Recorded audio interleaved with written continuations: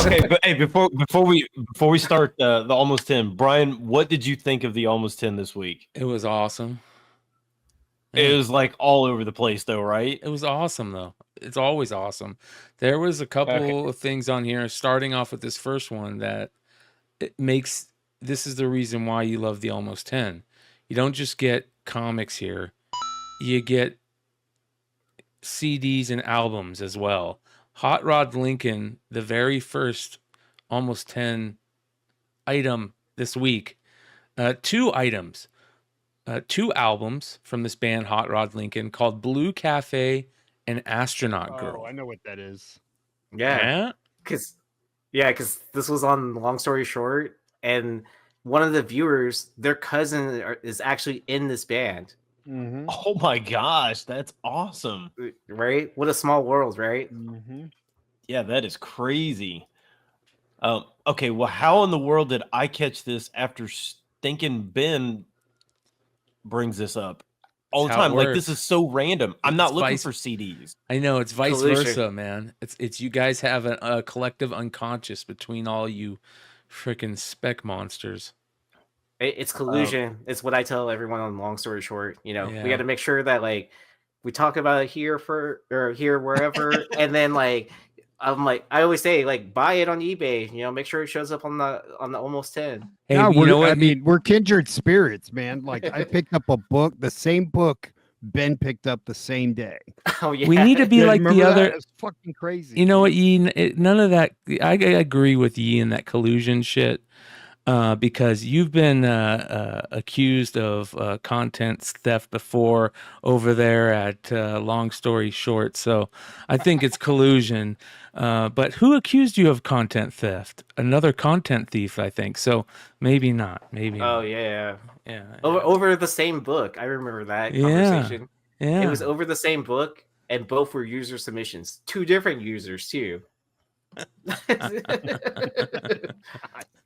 Oh, So it's the crazy. audience that's colluding against us. Yeah, this is one of the best best websites for a comic fan. This Dave Stevens website. It has everything there. I mean, you could sit here for days and just look at all this stuff. So here is the Hot Rod Lincoln stuff. There's both albums. There's a poster, 11 by 17 poster. How badass would that be to have professionally framed and signed? I think Chad Cave just said that I think the poster is still available on that Hot Rod Lincoln's website. Is that what he Is there said? Etsy or website? That's cool. It won't Oh, be nice. available after tonight. Oh, James Kreider said it. Did he? Oh, wow. You can still buy the Blue Cafe poster from the Dave Stevens estate. Oh, there we go. There we go. Well, go jump in. 127 watching right now. Hopefully they have 120. Is that a comic cover at all, or is that original? I've never seen this on a comic cover. The other one was a comic cover, obviously. Yes, but that one, the other one, I had not seen. Yeah, this one I've never seen. Yeah, I don't think the Blue Cafe has been a comic cover before. That would be so cool to have one of these signed, by Stevens right here. They got to be out there. So I put these on here because I know a lot of you go to Half Price Books, and we always just completely ignore the CD section.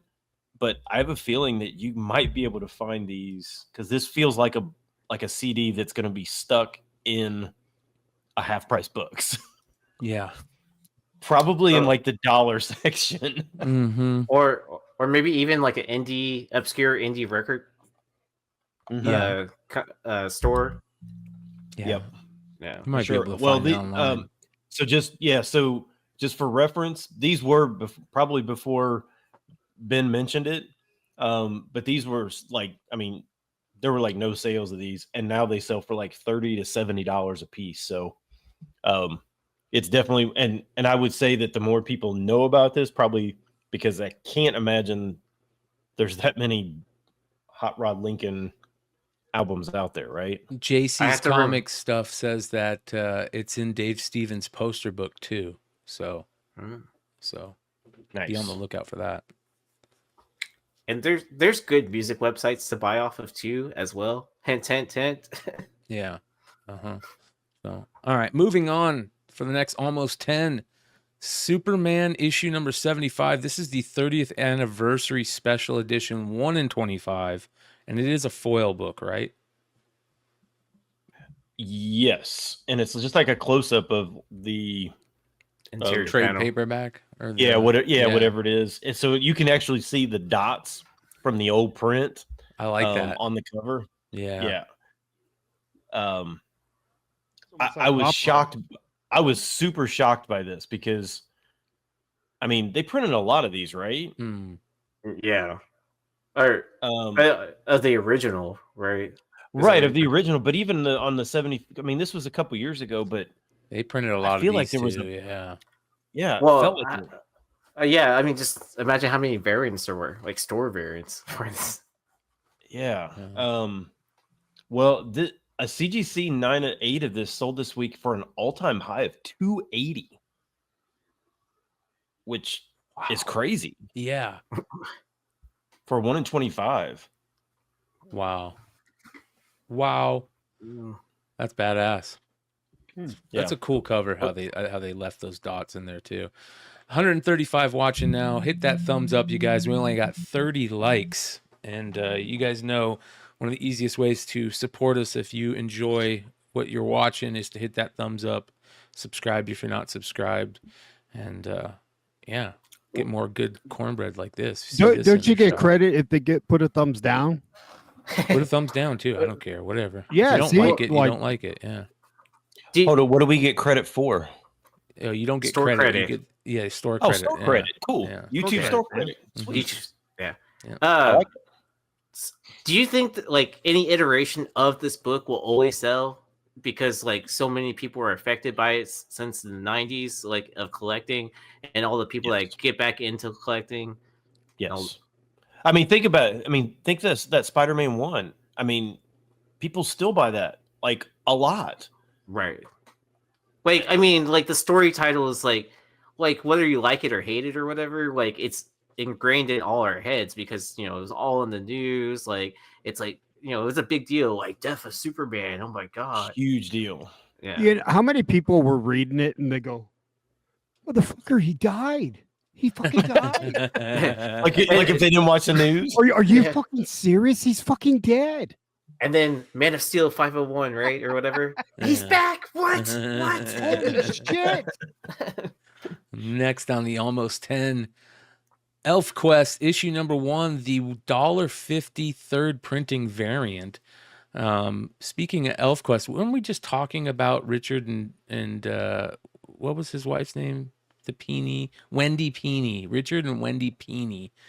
We were talking about her. There's some type of documentary, I guess, about her that just came out on YouTube that's supposed to be really, really freaking good. And of course, they created the Elf Quest stuff and even more. I mean, the documentary is amazing. So make sure you guys go check it out. Like the shit that she did, she was the model for characters in Marvel and like did a bunch of crazy stuff, man. So check it out. Like the model for like for the drawings? Yeah, bro. Yeah, watch this. Yeah, hold on. She later became, you know, the owner of Panini and all the and will never fulfill your redemptions. Yeah, dude. She was the Red Sonja model. Oh my. Yeah. That's crazy. Here we go. Look at this. So she's the original cosplayer, is what you're saying. She is the original cosplayer, straight up. She used to go to all the cons. Oh. Yeah. This is her and her husband when they decided Grandma! to start Elf Quest. My first grandma. Grandma. Is this is this the documentary? Can't remember. But anyways, yeah. Elf Quest, third printing on the almost 10 this week. I would love to own one of these, man. Grandmama. Yeah. Yeah, a CGC 98 of this sold. It's apparently the first sale ever for a CGC 98 in the third print. So Wow. it's sold for 300. I don't know if that's good or bad. I mean, you don't really know because it's the first sale ever for it, but considering a 9.6 sold just like a few years ago for like $22, I'd say that 300 is pretty solid. But Yeah, fucking A. That's cool as hell. That's a cool book Is it to also own. is it also because of all the attention for like gaming manuals like starting to get graded now? yeah, what's up with that? It's smart. I mean, they probably should have been grading them already. People, are collecting those things. I know Chad Cave and James Kreider got real big into collecting Dungeons and Dragons magazines and fanzines and gaming Blue green books. Yeah, does a blue lot of that. green. Yeah, that's super smart. So How hard would it be to have gaming magazines? I mean, like cheat codes and stuff. I mean, we destroyed read the those. crap out of those. Yeah, that's why the map in Nintendo Power is usually not there, because we all needed that for Legend of Zelda Second Quest. Nobody ever knew where anything was for the second quest, so they put it in the Nintendo Power, first Nintendo Power. So yeah, I remember getting the magazine to get all the Mortal Kombat fatalities when they're in the arcade. Everybody had that, or they'd write it down. Hey, I Do- still do you- have my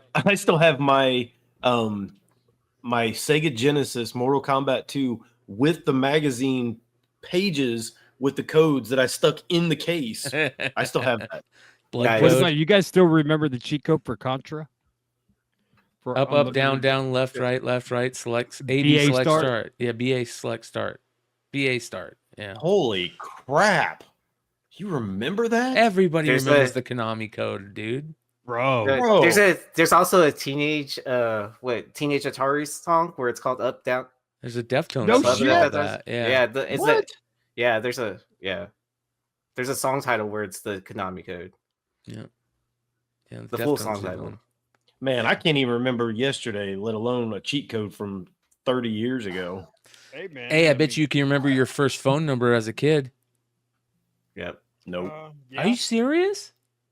I know the area code only because I'm still in the same area code. Wow. But I don't know dude. my phone number. Well, I remember it still to this day because it was the last landline I had. Yeah. Yeah. All right. Moving on. Next, we've got a gorgeous Jim Lee sketch cover. This is Image United, issue number 1, the Jim Lee 1 in 100 sketch. Look at how badass that demon is. That's a great freaking sketch cover. And this has got probably 4 or 5 just killer covers for this book, right? Yeah, there's some really good ones. Obviously, the McFarlane is a good one. I think Jim Lee's, like, I usually hate these sketch ones, but the Jim Lee pencil ones always just look good for some reason. Like his pencils look better than his color versions. I agree. I think a lot of times. Yeah. until Almost 90% until of Scott the time. Williams until Scott Williams started helping with his shading. I still think it's that way, even with some Scott Williams. For those of you guys that don't know, here is the original cover. Just really good. I mean, even that's a good one with Scott Williams doing the inking, and it looks just gorgeous. I do agree with Yi that a lot of stuff looks better with Scott's inks over the top of them, but this looks freaking amazing. No. That's just And this is the 1 in 100. I wasn't really sure. It didn't say on my comic shop, so I wasn't sure how hard this was to get. well, this that McFarlane. So the McFarlane C cover is awesome, right?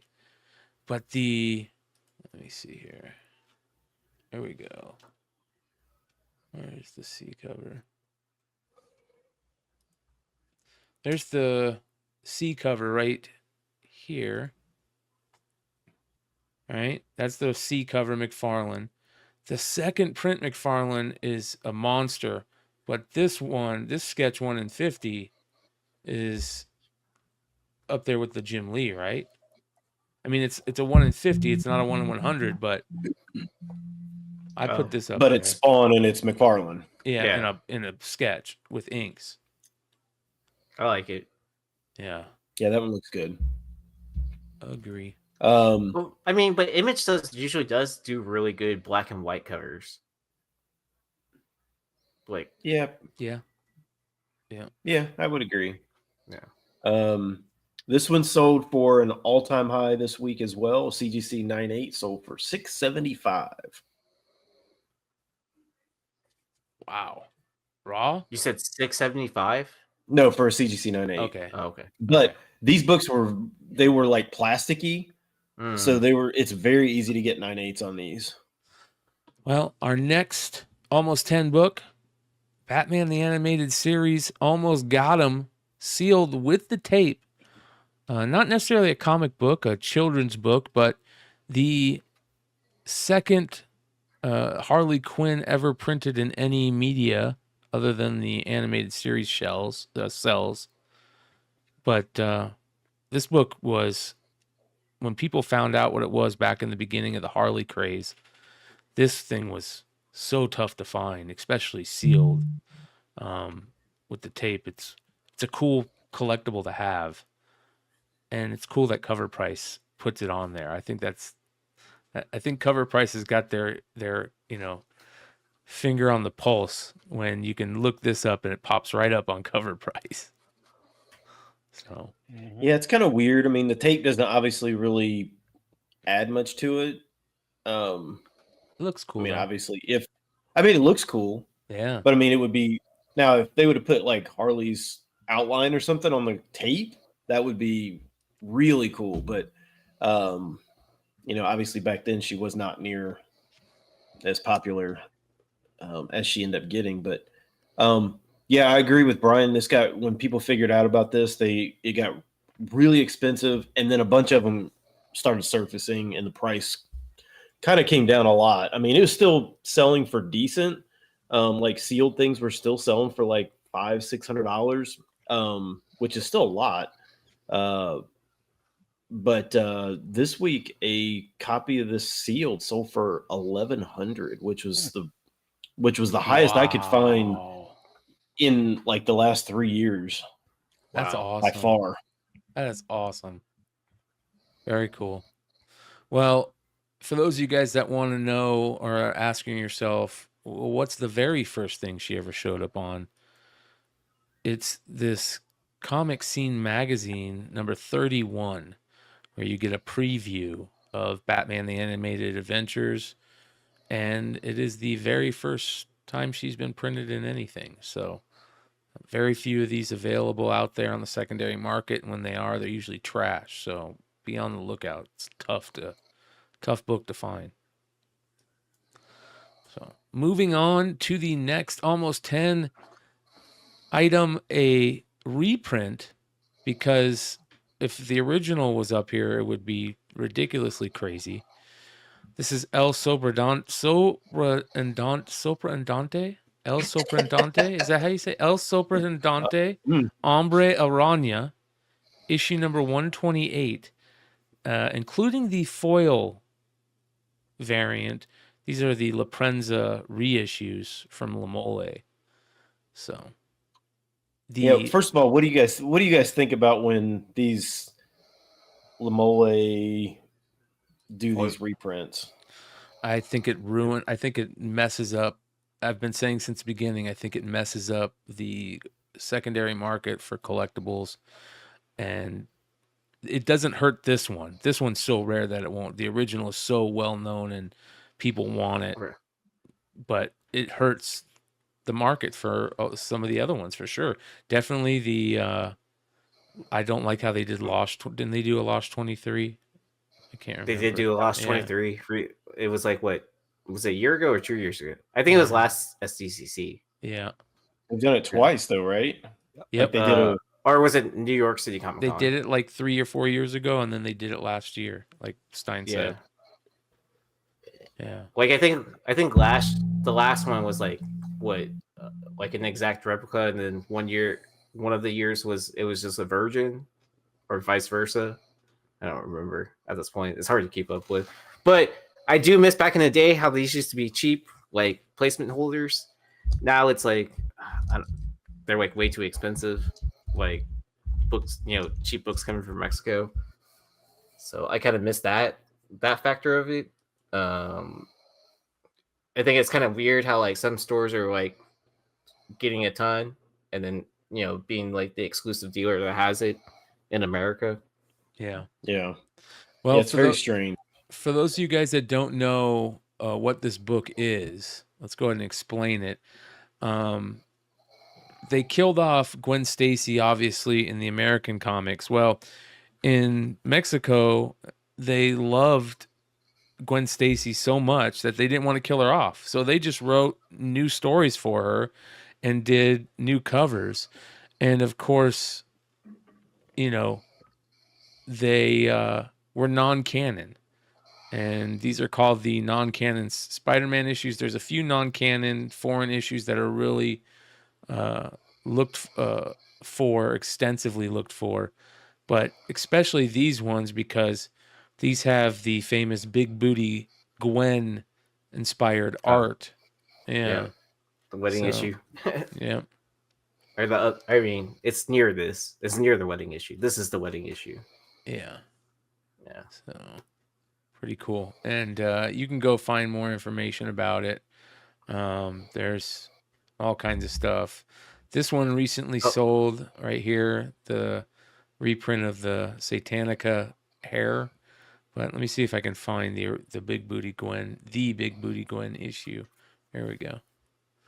This is where the name Big Booty Gwen comes from, right there. So as you can see, Good Lord, Mama! Yeah. Wasn't there something funny with this book, like where they were originally distributing it for Lamole, and then they were told not to, and then it became a backdoor book where if you knew a foreign dealer, Backdoor. yeah. But I mean, that's what she said. But yeah, but it ended up being more than like the 1,000 print run it was supposed to be in each cover or something like that. Like there was all kinds of issues with this. Yeah, I remember that. That's shocking. That's very shocking that they would print more than what they say. Yeah, no way. Never heard of that. Oh, even in Mexico, they do weird practices. Hey, bro, don't worry about it. It's usually the Lamole books take a big dip, a year or so after, but these still sell for like 300-400, right? What were these selling for? Yeah, a set of the regular and the foil set, a CGC 9.8 set sold for $600. Wow. Yeah. I mean, with trickle down economics, the copy that Josh sold versus this, like, I guess that makes sense. Yeah. I guess. That was the flip of the year that year. I don't know anybody that had a better flip that year than Josh. No. No. Yeah. I mean, I don't even remember the times amount, like he bought it for like what, $200 or something like that and flipped it for 5 figures. Yeah. Yeah. Nuts. Yeah, I don't think he can. How much did he sell it for? I was like, what, 30K or something like that? 30K, yeah. Yeah, something like that. 30 stacks of high society. Yeah. So, all right, next, almost 10 item. This is interesting. Urban Animals fanzine by artist Fred Tomaselli. Do you know anything about this, Stein? Nope. Literally nothing. I wasn't even sure if that name was a real name.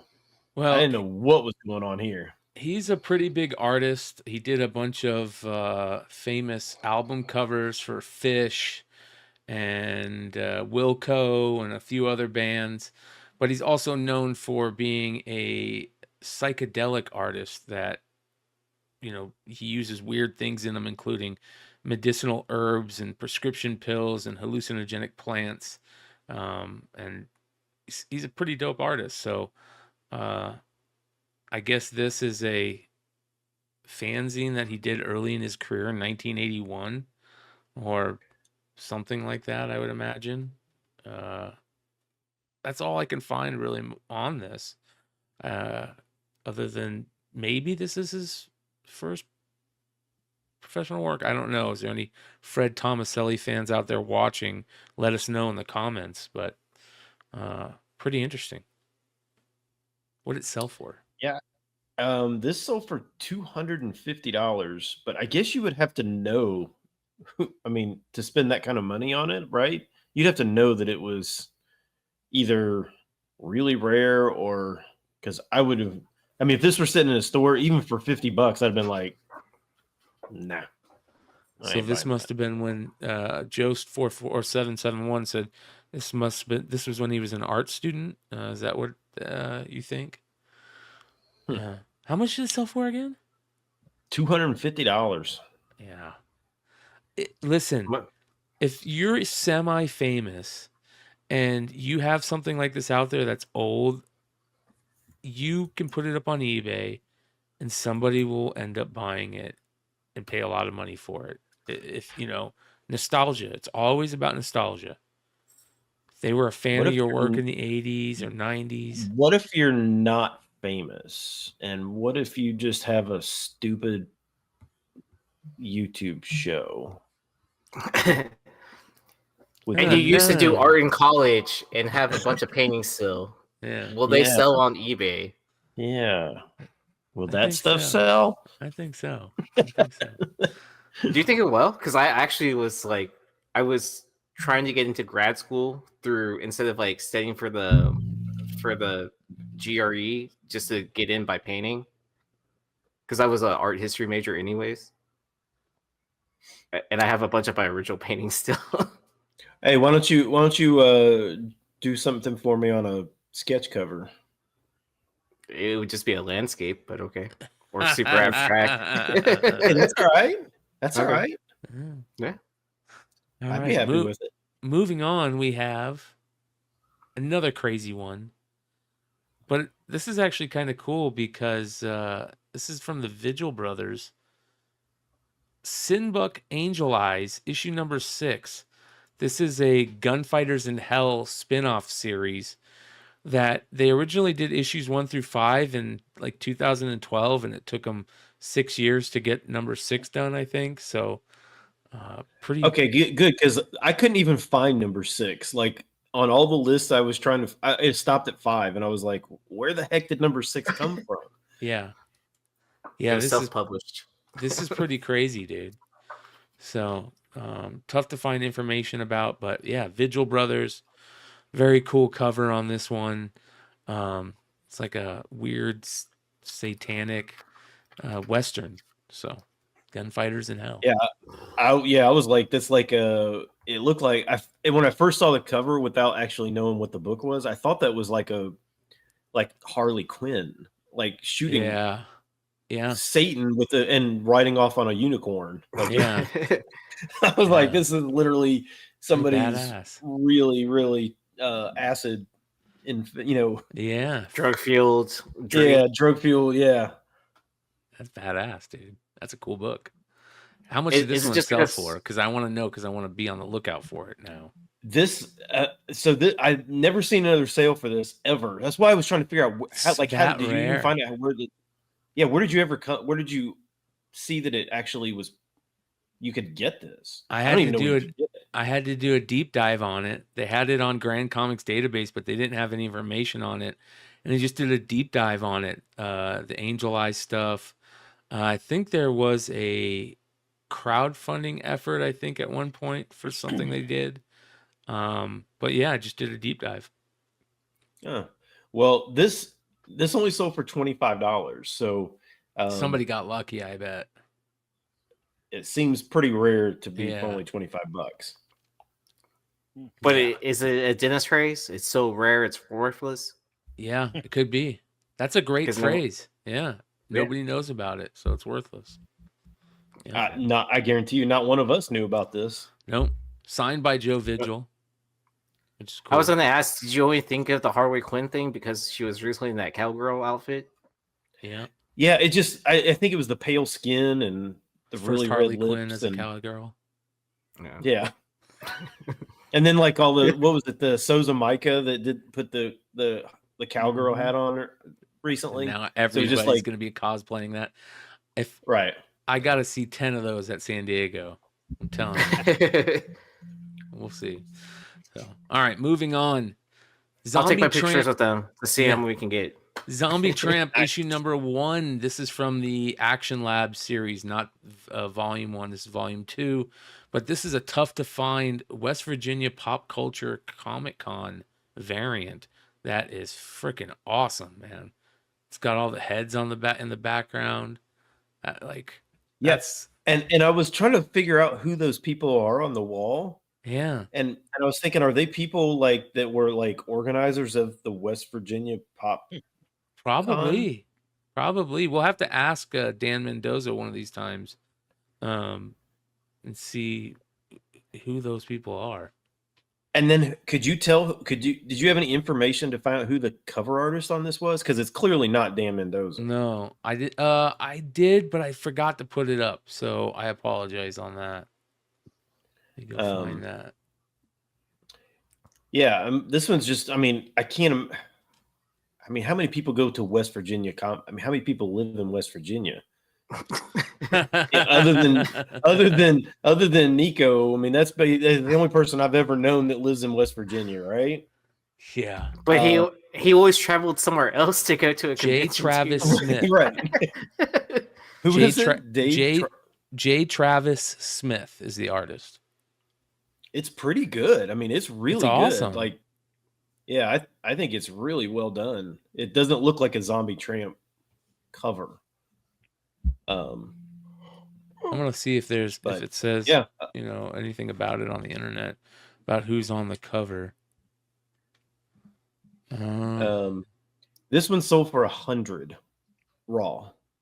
Wow, that's pretty good. I don't know. There was Big John that lives in West Virginia, but he was Nico's roommate. So.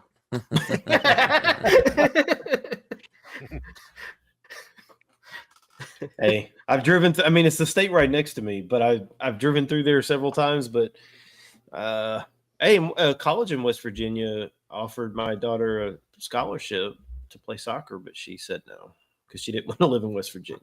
So. I was gonna say, doesn't Sleepy live in West Virginia? But I was like, oh wait, he's an Ohio boy too.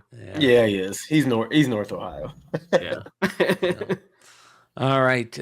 Next, Blue Mamba issue number 1, the Ollie Garza variant. Now this one took some effort, but I just could have just looked in the chat and realized that you put it at the beginning of the list. Yeah, you knew I would have a hard time finding it. And Ramos? This is Ollie Garza. I don't think that is Ollie Garza. It doesn't look like Garza. It doesn't? No, it doesn't look like Garza because Garza did a different cover on this, and like this doesn't look like Garza. Usually has like bigger heads and like smaller body features. All right, so it was an Indiegogo from 2018. I couldn't even find this book. Yeah, I couldn't even find it. Let's see here. Yeah, Indiegogo. Never heard of this. Oh, so scroll down on the right, and you can see the different choose your book. Yeah, because here's the Ollie Garza. It won't let me click it. That sucks. Oh, so this is an Ollie Garza. Isn't the main one an Ollie Garza too? Yeah, that's the main cover. Yeah, I guess. Blue Mamba. Yeah. I couldn't find this book anywhere, man. I couldn't either. I checked Kickstarter. I couldn't find it. I have no idea where this book came from. I feel like they just printed it and they're like, yeah, just go sell it and we'll see what we can get for it. But it's out there. Nobody got their books for that Kickstarter. Wait, yeah, it didn't even fill. Yeah, it did. The Kickstarter didn't. Yeah, 16,000 of a $6,000 goal. That's Indiegogo. No, the Kickstarter. Oh, this is on on Indiegogo. It didn't Yeah, the fill on Kickstarter Kickstarter. No, it didn't even fill on Kickstarter. Wow, that's crazy. Yeah. Yeah. It says here a story about a former Marine turned deadly assassin who is tasked with with taking out a radical community leaders by a smooth talking politician who may be getting orders from higher up. Sexy seduction, brutal precision, and warm-hearted love come together in one amazing woman. Follow as she learns why her latest missions mean more than anyone is letting on, and see how she deals with being manipulated into betraying her own ideals. There you go. It's a story about a former Marine. Oh, so Ali Garza had two different versions. There was a standard version and a PG-13. Oh, good lord. So, Well, I wonder if that could be the difference. I don't know. I don't I know. don't know. I don't know. So this A is red band. A red band. Hey, all I know is this book sold for $70, and I've literally never heard of it. I'll never see it again. It's just I Wow. thought it was very strange. Oh, they canceled it on Kickstarter and then they pushed it to Indiegogo. I was about to say Kickstarter probably canceled it. They probably said, you know what? I think was this a Comicsgate book? Was this an early Comicsgate book or a Comicsgate aligned book? I wonder. Who knows? No. All right. That's They a could cool have cover, been though. kicked off because of that, because they did kick off a lot of people from Kickstarter. Anyways, moving on with a gorgeous Stephanie Hahn Storm variant. This is Storm issue number 3, the 1 in 25, and this is fantastic. Oh, beautiful. Yeah, I'm fairly certain we've talked about this book before. Because it was, I feel like the last time we talked about it, this was selling for like 100, which is really good. But it sold for 250 raw this week. That's crazy. Wow. I know there's not that many 9.8s. I pressed one for Rob and got him a 9.8 on this. I think there's maybe 10. I mean, how many stores were ordering 25 copies of Storm number 3? No, I you know what's funny? I've got 2 copies of this, and I found them both in dollar bins, bro. Seriously. Walmart pack. Is this one of Stephanie Hahn's best covers ever? It's up there. Yeah, I like it. I would say that. I don't know if it's her best, but it's top 10 probably. Probably top 10. Yeah. That's interesting. So, do you think this is in Walmart packs? No way. I was just guessing. I don't know. From 24, I mean, it's from 2014, so it's not like it's new. Yeah, I agree. All right, how much did this sell for? $250 raw. Ooh.